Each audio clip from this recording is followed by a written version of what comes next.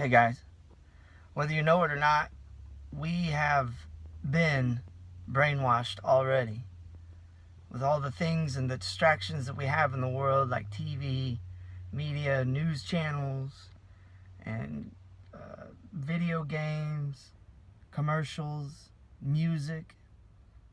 Our parents, our aunts, our uncles, our friends, they were all forming us and shaping us up until the point where we are now. Their thoughts, their intentions may not have been bad. Some of it may be good, some of it may be bad. Not all TV's bad. That's not what I'm saying. Not all news is bad. That's definitely not what I'm saying. But I am saying that we have developed our patterns of thinking up until this point um, by those things that have been in our lives, the environments we've put ourselves in, the different things we've been around, people we've been around, things that we've heard all our lives. Just because grandma taught it doesn't mean we need to buy it. Just because we've heard it forever and ever doesn't mean that it's a correct saying or a correct way to think about things. But I do know one source that does have a correct way of thinking, at least one. The one I trust is the Word of God. And that is where I choose to get my thinking from. And I'm still working on my thinking to this day. I think that's something that we all always try to be shaping and forming.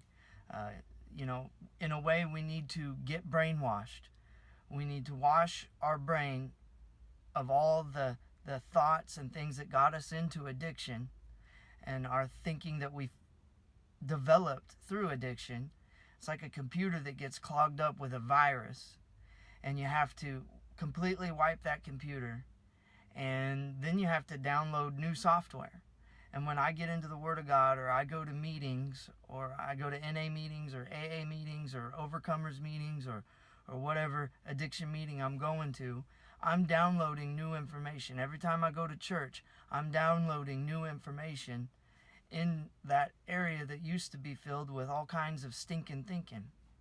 And so I'm washing out the old stuff, and I'm putting in new thoughts, new ideas, new ways of thinking. And that's just, it works out the best.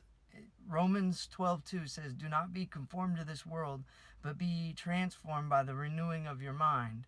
And then you'll be able to put to the test and find out what's God's good and perfect will.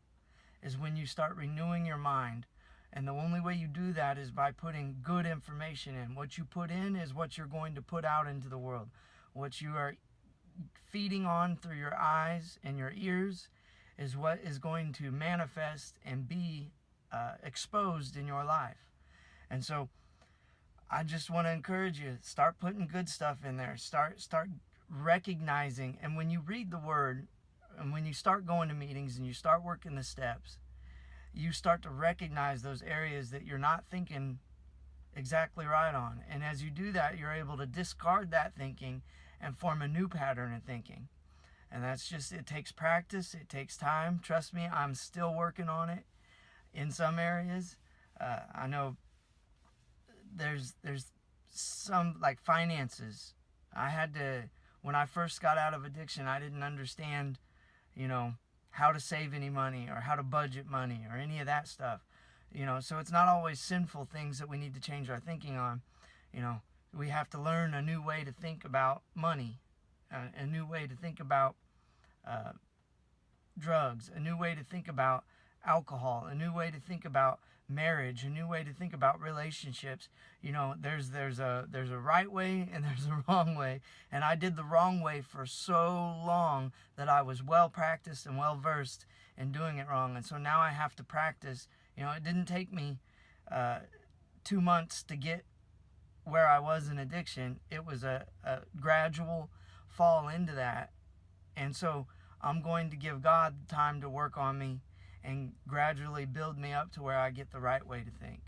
And so with that, if nobody's told you that I love you today, I love you, and we'll see you on the next one.